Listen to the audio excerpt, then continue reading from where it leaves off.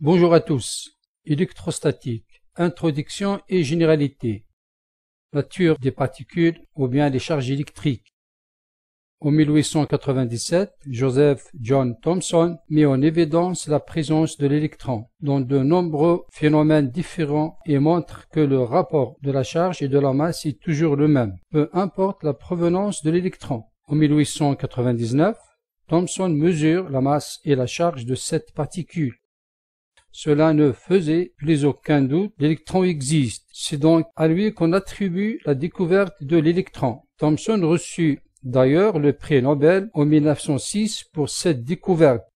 Mais l'électron n'est pas la seule particule chargée. En 1914, Ernest Rutherford découvre le proton, qui a une charge identique à celle de l'électron, mais elle est positive.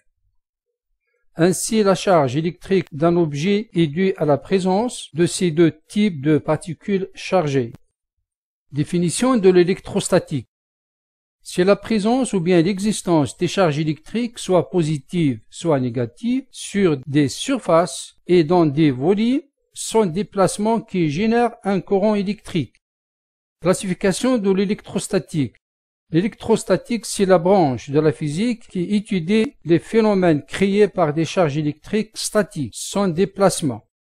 La nature des particules ou bien des charges électriques. Il existe deux types de charges électriques, positives et négatives. Des objets ayant des charges de même signe se repoussent mutuellement. Des objets ayant des charges de signe contraire s'attirent mutuellement. Ça semble très simple, mais il a fallu plus d'un siècle d'observation et d'expérience pour arriver à cette conclusion.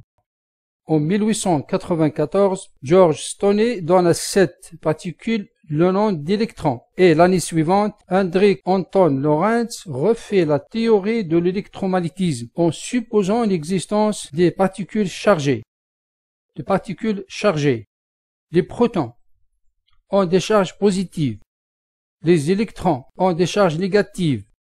Valeur de la charge élémentaire. E égale à 1,602176634 fois 10 à la puissance moins 19 coulombs. Le proton a une charge positive, c'est-à-dire plus E. L'électron a une charge négative, c'est-à-dire moins E. Les neutrons ont des charges nulles. E1 égale à 0. Pour les calculs, on emploie E égale à 1,602 fois 10 à la puissance moins 19 coulombs. La masse de l'électron. On a cette valeur. Pratiquement on emploie, ou bien on utilise 9,109 fois 10 à la puissance moins 31 kg. La masse du proton. 1P, c'est cette valeur. Pratiquement on emploie 1P égale à 1,6727 fois 10 à la puissance moins 27 kg. La masse du neutron. M1, c'est cette valeur. Pratiquement, on emploie M1 égale à 1,6749 fois 10 à la puissance moins 27 kg. On rassemble ces valeurs dans un tableau. Dans ce tableau, nous avons le proton, l'électron et le neutron. La charge d'un objet. Si un objet est composé de Np protons qui ont des charges positives et Ne électrons qui ont des charges négatives, alors la charge totale de l'objet qui est notée Q, est donnée par la relation suivante. Q égale à Np fois E plus Ne fois moins E. Donc c'est NPE moins Ne fois E égale Np moins Ne entre parenthèses fois E. Je répète, égale entre parenthèses Np moins Ne fois E. Si on appelle N la différence entre le nombre de protons et le nombre d'électrons, donc Q égale à N fois E. Conclusion. Pour les objets neutres, nous avons le nombre de protons égale au nombre d'électrons, c'est-à-dire Q égale à 0.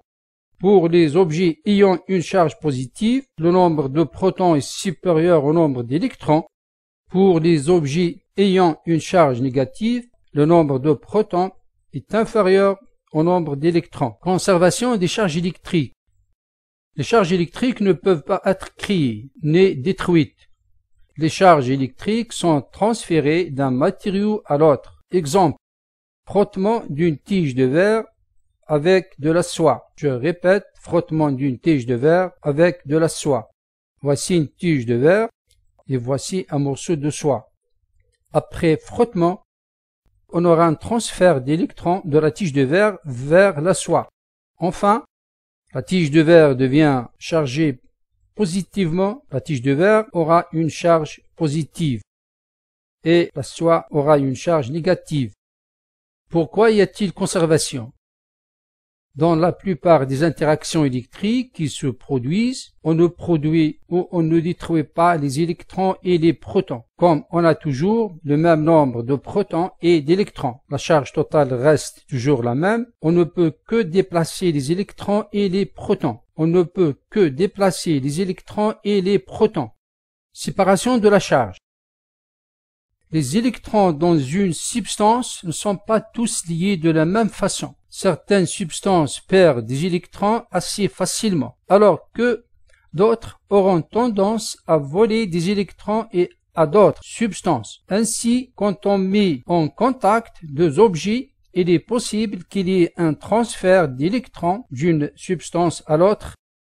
Quand on fait passer de la charge électrique d'un corps à l'autre, la somme des charges électriques des deux objets est toujours la même. Loi de Coulomb, ou bien le principe fondamental de l'électrostatique. Énoncé de la loi de Coulomb, soit deux charges Q1 et Q2 placées en M1 et M2 et distantes de R. Ces charges peuvent être positives ou bien négatives. La force électrostatique est dirigée suivant la droite qui joint les deux charges Q1 et Q2, voire les figures suivantes. Cette force est attractive si les charges sont de signe contraire. Je répète, cette force est attractive si les charges sont de signe contraire, voire la figure A. Donc on a ici une charge positive et la deuxième charge est négative, donc la force est attractive. Elle est répulsive lorsque les charges sont de même signe, voire la figure Q1 est positive, Q2 est positive, ou bien les deux sont négatives, voire figure B, Q1 est positive, Q2 est positive, donc la force est répulsive. Calcul de la force de Coulomb. Si l'on considère le positionnement de deux charges,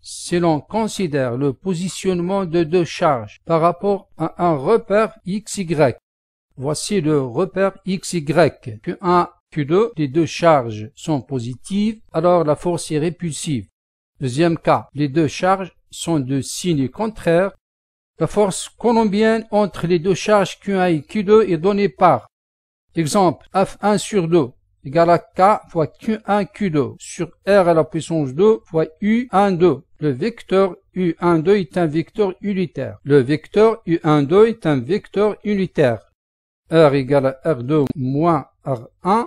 R2 c'est le vecteur position de la deuxième charge. R1 c'est le vecteur position de la première charge. Et U12 égale à R divisé par le module de R. Le vecteur U12 égale le vecteur R divisé par le module de R. Principe de l'action et de la réaction. F1 sur 2 égale à moins F2 sur 1. La suite du calcul de la force coulombienne. On emploie souvent R égale à R1 moins R2. Et ça ne change rien dans l'analyse du calcul de la force coulombienne. Nous avons K égale à 8,98, etc. fois 10 à la puissance 9 Newton mètre par coulomb à la puissance 2. Newton mètre divisé par C à la puissance 2. C, c'est l'unité coulomb. La constante électrique. La constante K n'est pas une fonction fondamentale. Elle est liée à une autre constante qui est fondamentale, appelée permittivité du vide, ou bien constante électrique epsilon0, ou K égale à 1 sur 4pi fois epsilon0. Epsilon0 égale à 8,85 4187812 fois 10 à la puissance moins 12 Fm à la puissance moins 1. Ou bien epsilon0 égale à la même valeur, coulomb à la puissance 2 divisé par Newton fois mètre à la puissance 2. Exemple, soit deux charges Q1 et Q2, distantes de 10 cm, distantes de 0,1 m. Quelle est la nature de cette force? Quelle est la nature de la force coulombienne entre ces particules? Calculer son module. La solution. Les deux charges sont de même signe, alors selon la figure suivante, cette force est répulsive. F1 sur 2 égale à K Q1 Q2 divisé par R à la puissance 2 fois U1 2. Les deux modules sont égaux. Le module de cette force, c'est K Q1 Q2 divisé par R à la puissance 2. On remplace, on trouve F1 sur 2 égale à F2 sur 1 égale à 9 newtons. Comparaison entre la force coulombienne et la force gravitationnelle. Exemple, l'atome d'hydrogène est composé de deux particules, un proton et un électron. On calcule les deux forces, la force coulombienne et la force gravitationnelle, entre ces deux particules, et on calcule leur rapport. On donne le rayon de bord. C'est la distance qui sépare le proton et l'électron. Nous avons A0 égale à 5,29, etc. fois 10 à la puissance moins 11 mètres. On a aussi A0 en picomètres. La force coulombienne, la force de l'électron sur le proton, égale la force du proton sur l'électron. Les deux modules sont égaux. On trouve K fois QE fois QP divisé par A0 à la puissance 2. Nous avons la charge du proton et la charge de l'électron. Si on colonne, on rappelle ici la constante K. Donc on trouve la force 8,2387 fois 10 à la puissance moins 8 newtons. La force gravitationnelle. Les deux modules sont égaux, chacun égal à G ME MP divisé par A0 à la puissance 2. Je répète, les deux modules sont égaux, chacun égal G ME MP divisé par A0 à la puissance 2. La masse du proton, la masse de l'électron. Je rappelle la constante universelle G. Donc chaque module égale 3,63 fois 10 à la puissance moins 47 newtons. La force coulombienne divisée par la force gravitationnelle égale à 2,2686 fois 10 à la puissance 39. Conclusion. Pour les interactions atomiques, la force gravitationnelle est négligeable devant la force coulombienne. Je répète, pour les interactions atomiques, la force gravitationnelle est négligeable devant la force coulombienne. J'arrive à la fin de cette vidéo. N'oubliez pas ça s'il vous plaît. Et bonne chance à tous.